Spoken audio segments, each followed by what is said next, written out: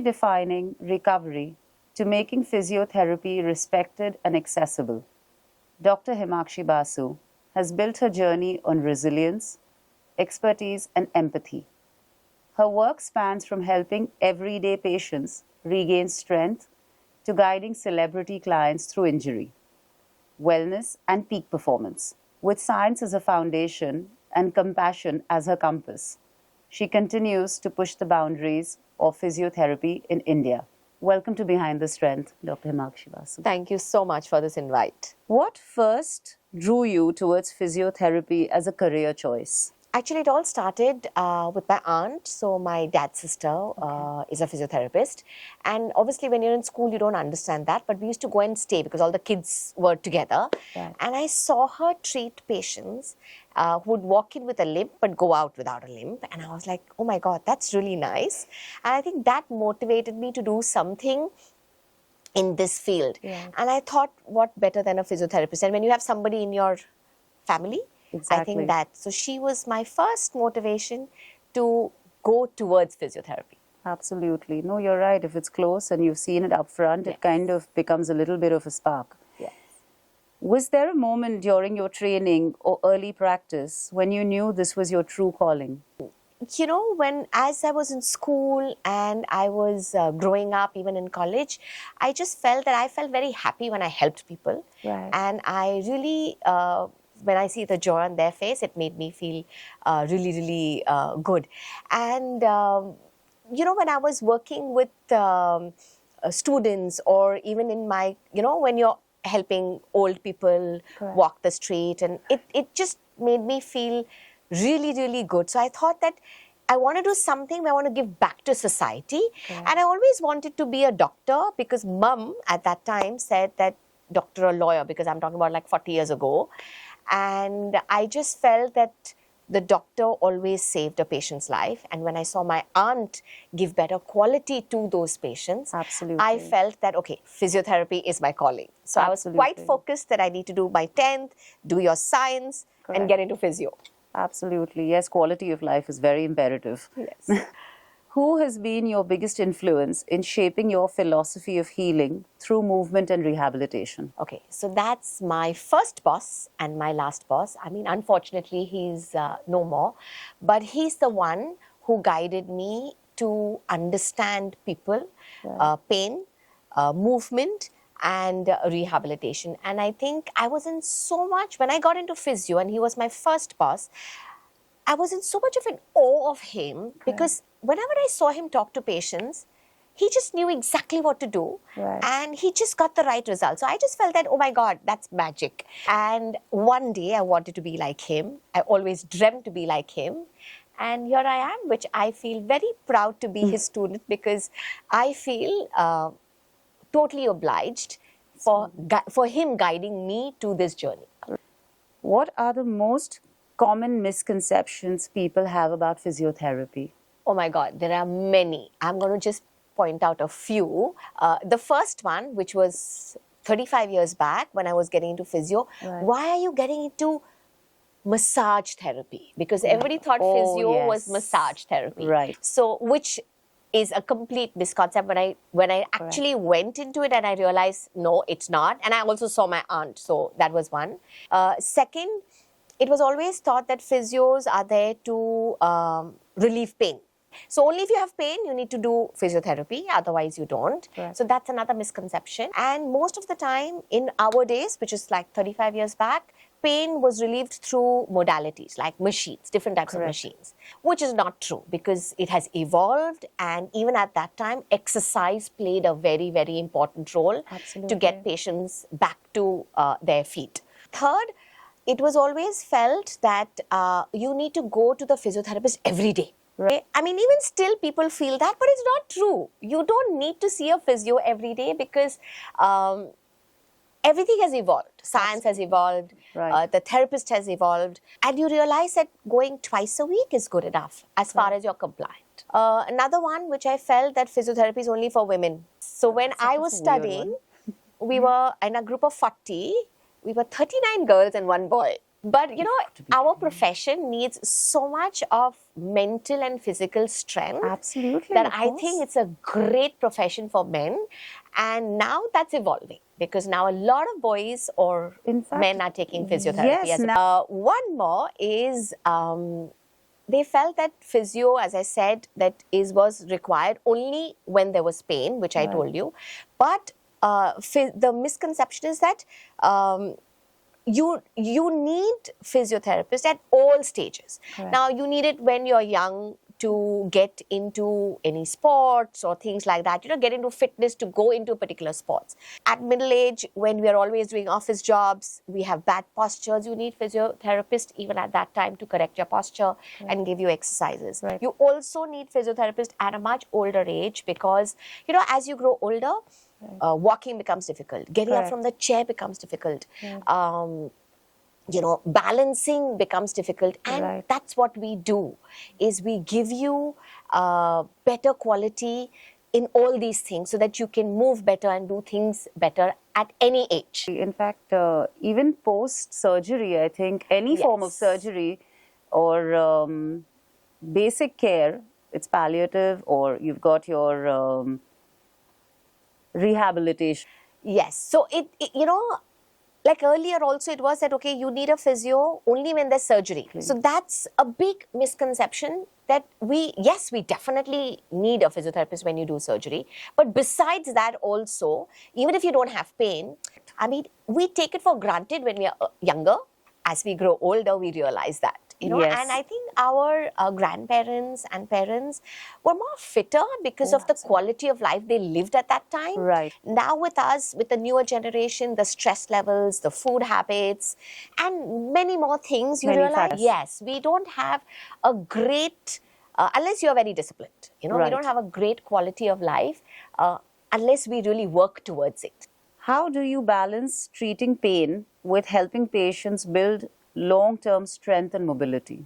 Make sure that we, when we are targeting or when we are seeing patients, we give them stepwise understanding about where mobility is required, where strength is required, where control is required, where endurance is required, and where prevention of injury is required. So it's, if you give them a guided map, that this is what you're going to do now, this is what you're going to do next, and take them stepwise to their prognosis of their aim, what they want in life, I think that really helps you. Absolutely. Because see, earlier, what the doctor said you did. But now the patients are getting smarter. And I curious. think that's fair enough. Yes, absolutely. You need to know in how much time I'm going to play football. Right. I need to know, can I go back to my badminton, Right. So it's important at what stage. And if we give them a very systematic way of progressing to your goal, I think that really helps. Physiotherapy often demands patience from both doctor and patient. Yes, so exactly what I said, that, you give them stepwise prognosis, how we do. Yes. And the biggest motivation is your love for your profession. Right. So I feel if you know what you're doing and and you're confident that you can get the patient back in 6 weeks' time. Correct. Okay, and give them like we say, rewards. Okay, you do this for 2 weeks and I will let you climb upstairs. You do this for 4 weeks and I'll let you run. You do this for 6 weeks and I will get back to your, you will get back to your sport. Yes. So I think motivating them and you being very sure what you're going to do, it also gives you a goal that, okay, I have to achieve this. Absolutely. Okay, because I've promised him that I'm going to let you do this. Yes. And it's always a teamwork. So I always tell my patients, I can do better and I get success if you are compliant. Absolutely. You've got to work together. Yes. How do you navigate the emotional side of recovery when patients feel stuck or hopeless? This is a very, a very good question. And a very imperative side for a patient. Yes. Right, because a lot of times they come to us with, like at least they've come to me with almost no hope, because everybody's told them you can't do this, you can't do that, you have to get, you have to change your profession, or you change. I mean, that's really difficult. But also, like I feel I'm a very, very confident physiotherapist because I like to keep myself updated with the current concept in my field. And that's musculoskeletal and sports. Okay, like if somebody comes to me with a neurological problem, I'll say, that's not my expertise. I'll guide them to somebody else. Plus, I'm a very positive person where I feel that you can always do it. When people come to me, they'll come very negative. So I make sure I don't give up. I don't give up on myself, nor I give up on my patients that easily. Correct.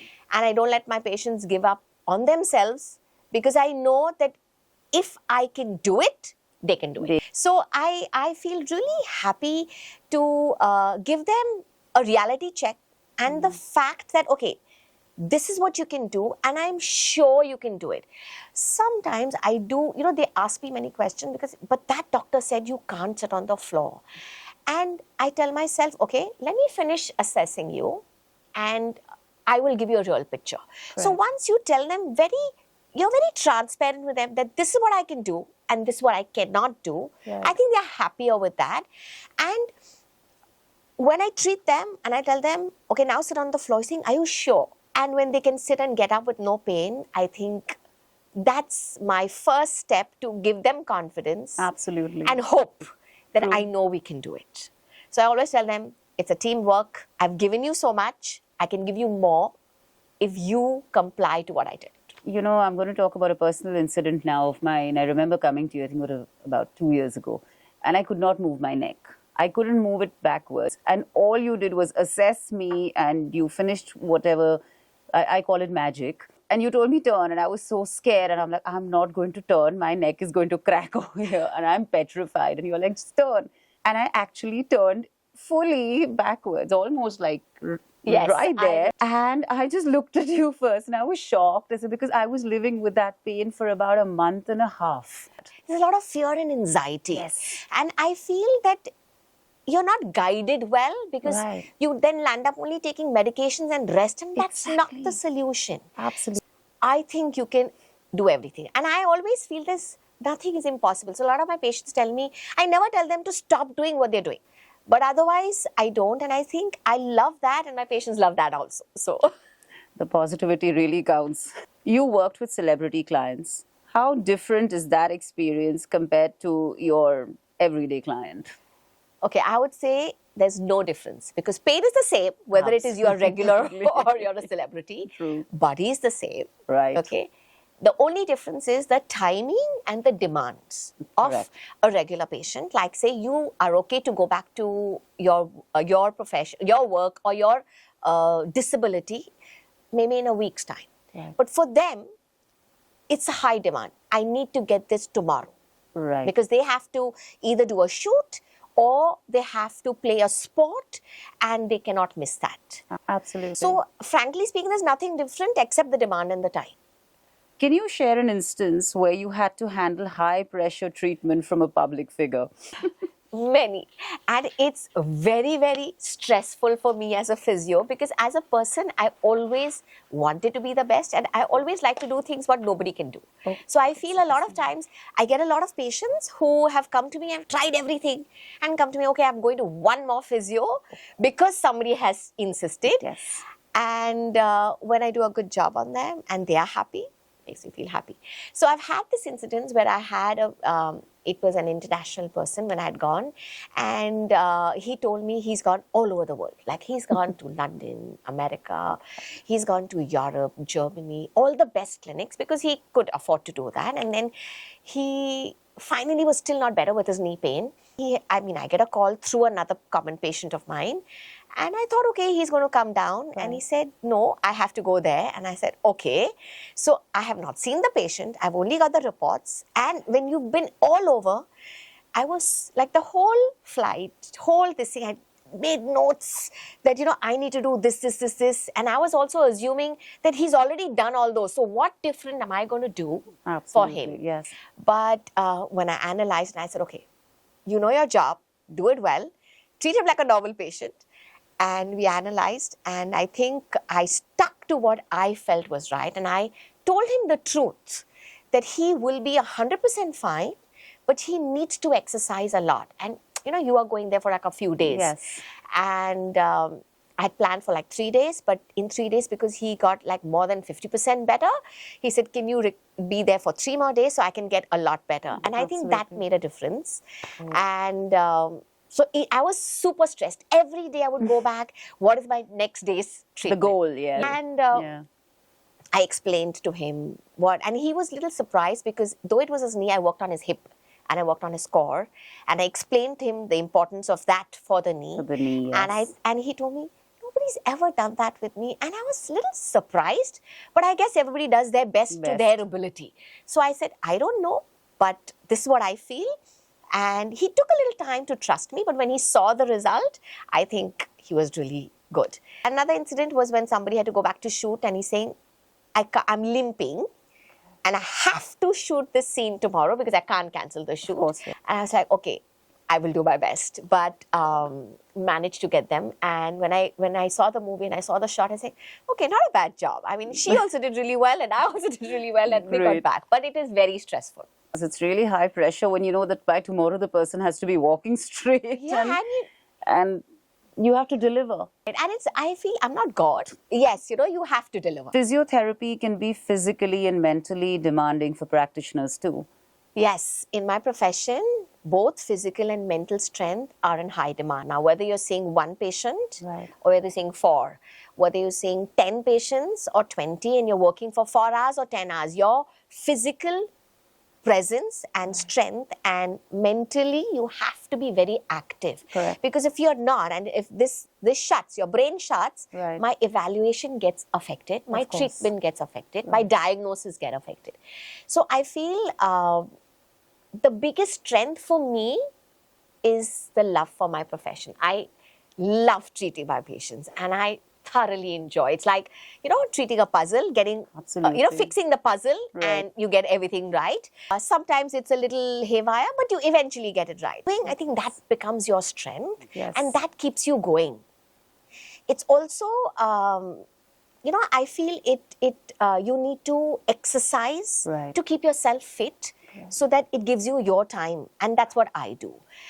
I also love to read, I love to paint, I love to dance. So besides physio, I feel you also have to have some extracurricular activity which will keep you going so that you are very fresh.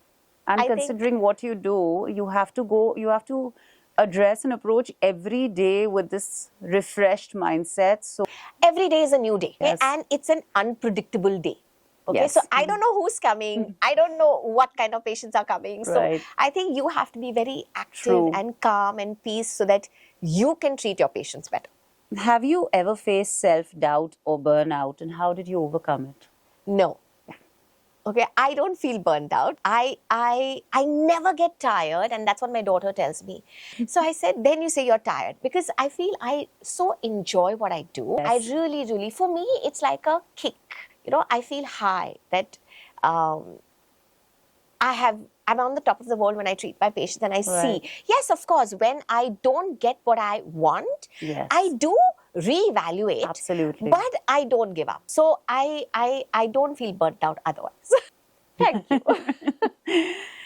As a woman physiotherapist, what unique challenges have you faced? Not really, though I feel initially when I was in this profession, because this profession didn't have an identity. When I started off, people didn't know who's a physiotherapist, what can a physiotherapist do.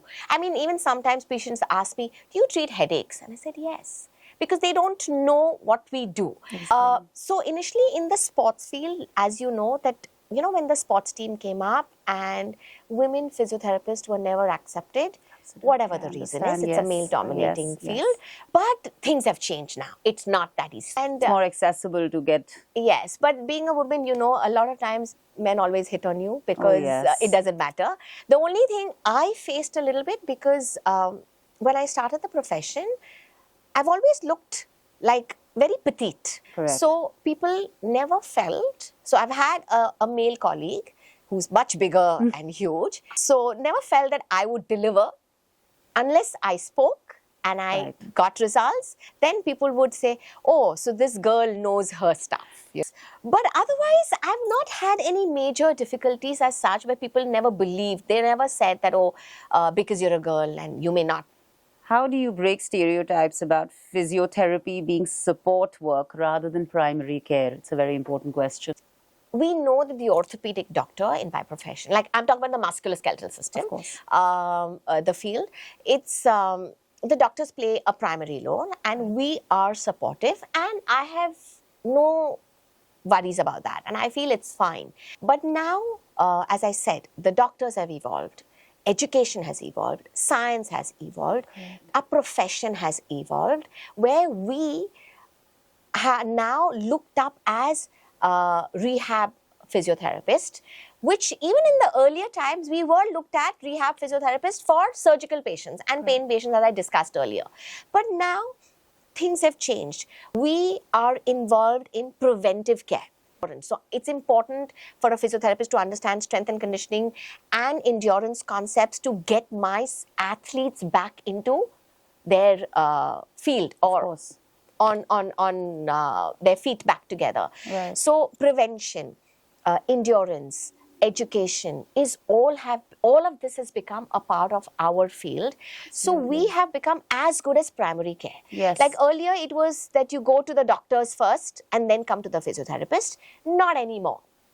Physios are taken as primary care, where Yes. you have any neck pain, back pain, Correct. anything, they'll come to us. Yes, you need to go, and as a physiotherapist, you need to refer them to the doctor, and vice versa, when the doctors refer to us. Correct. So you need the doctor Right. to come into play in between, and you have Absolutely. to see the doctor. Yes, that's So now a given. the primary care is for between the doctors and the physiotherapist. We work as a team. Right. We have a better relationship. We have a better rapport, because everybody understands their role. Absolutely. And understands what each one can deliver for the patient. Yes, because that's the end goal, is the patient's Yes, recovery, yes. optimal recovery. Yes. What advice would you give to young women considering physiotherapy as a career? It's an absolutely evolving and a flourishing career. So I would say you have to, you must, if you have the love and patience to treat your patients. Now, it could be a celebrity, it could be a patient from a low socioeconomic strata, it doesn't matter. As far as you get even a driver back to driving. Right. Or you get your help back to cooking and cleaning. Correct. To get your celebrities back to whatever they want to. Right. So I feel if you have the patience, perseverance, okay, and resilience Right. to continue in your journey to success. People only look at where I've reached, but they don't look at the journey. Always. And I feel, even for me, yes, I've reached a stage, but it's a lot of hard work. Absolutely. It's a lot of persistent hard work. Yes. And being very, very diligently doing what you're doing. You have to be dedicated and disciplined. Yes. It's impossible to achieve what you have achieved without, I think, the dedication and the love for it, of course, but discipline is so important. It is very. So I would make sure, like, my patients don't come late, because I'm very clear that if I don't like to be kept waiting, I will not keep you waiting. Absolutely. And I guess they just come. And I think when you value time, Yes. which I feel all of us, when you value time, when you value your discipline, when you value your hard work, I think when people see that, they will also value that. How do you see the role of physiotherapy evolving in India over the next decade? Again, as I said, it's absolutely flourishing. The biggest role and the biggest key to living is longevity. Of course. And that is where we really play a very important role. And because longevity is going to go the long way, I think our roles are going to become more and more demanding for the society. And we can contribute to every single person, young, old, any kind. And I think that is a very important aspect of our profession. True. So longevity is the new, I would say, longevity is the new beginning. Now, finally, what is behind Dr. Hemakshi Basu's strength? It's, okay, before marriage, my family, my mom and my dad has always pushed me to do whatever I wanted. Like, in fact, I did my postgrad in Australia when I was 26. I had nobody in Australia. My dad said, okay, go ahead, do what you want. And my parents have always encouraged me, despite of always being the girl. So Always, it yes. was never that. After marriage is also my family. I've been married to an amazing husband who has never stopped me from doing anything. So I think it was, I was just blessed. And my in-laws, my dad-in-law used to tell me that, why are you stuck with one clinic? I'm imagining to you to have 10 more. So I think my mom-in-law never said, like, she knew that I would get up in the morning and go early and come back late. He's saying, I would come out of my room, my dabba was ready, everything was ready. So I was like telling myself, Mom, really? So I never felt the difference whether my mom did for me or my in-laws did for me. And I think that was my complete source of strength. And even when I had my daughter, my husband said, I did my double graduation when my daughter was about 5, 6, and I had to go to UK 3 or 4 times. So he would make sure that he wouldn't travel. My daughter was taken care of and say, you go, you do what you want. So I think today what I am is a lot of family strength. Absolutely. And last but not the least, I must say, when my daughter was born, I had a house help who came to me. And I think if she wouldn't be there, today I wouldn't be able to do what I'm doing, because she really took care of my house. And I would be like a free bird. And my daughter was taken care of, my house was taken care of. So I think it's a lot of support which I got. No, that's wonderful. It's been lovely talking to you. Thank you for sharing your journey, everything about physiotherapy, which is now imperative, and hoping that it goes forth and beyond. And it is, I think, a very important step towards recovery and to maintain a good, healthy lifestyle. Thank you for sharing that, and thank you for being with us today. Thank you. Thank you for inviting me. I really enjoyed it.